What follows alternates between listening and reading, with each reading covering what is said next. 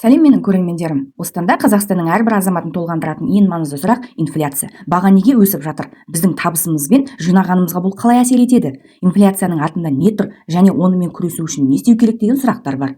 Осы және өзге де сұрақтардың жауабын осы видеодан таба аласыз. Бізбен бірге болыңыз. Қазақстанда инфляция үдеуде, бәрі қымбаттап барады. Қазақстанда тауарлар мен қызметтердің қымбаттауы жалғасуда. Маусым айында бағалар 0,8%-ға өсті. Қазір олар бір жыл бұрынғыдан 11,8%-ға жоғары. Bir айда азық-түлік және азық-түлік емес тауарлардың құны 0,9%-ға, ақылы қызметтер 0,8%-ға өсті. Ал енді жекелей тоқталайық. Bir жыл ішінде Қазақстанда жемістер мен көкөністердің бағасы айтарлықтай өсті, 20,7%-ға.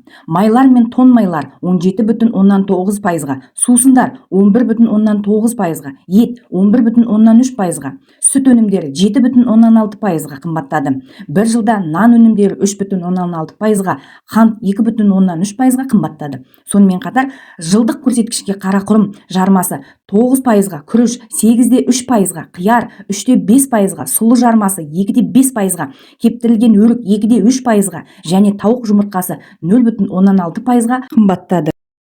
Азық-түлік емес тауарлардың ішінде киімнің қымбаттауын да атап өтуге болады. Қазір ол бір жыл бұрынғыдан 10,1%-ға қымбат.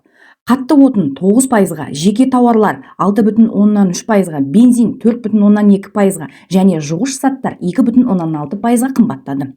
Сұйылтылған газдың бағасы айтарлықтай өсті, 23,7%-ға.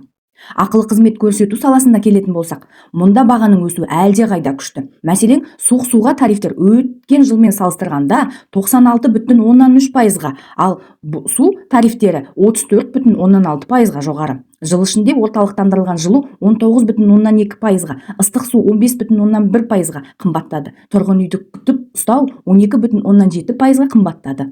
Электроэнергиясы 12,5%-ға қымбаттады. Өңірлер бойынша ең жоғары инфляция Алматы қаласында тіркелді, 13,8%. Одан кейінгі орында Қарағанды облысы мен Астана сәйкесінше 13,5%-ды және 13,1% Шымкентте.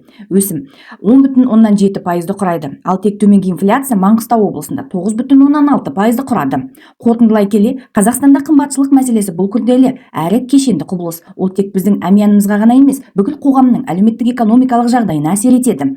Бұл мәселені шешу үшін үкімет пен қоғам болып бірлесіп жұмыс істеуіміз қажет. Әрбір азаматтың тұрақты табыс табуына, бағаның тұрақтануына және экономиканың өсуіне бағытталған шаралар аса маңызды.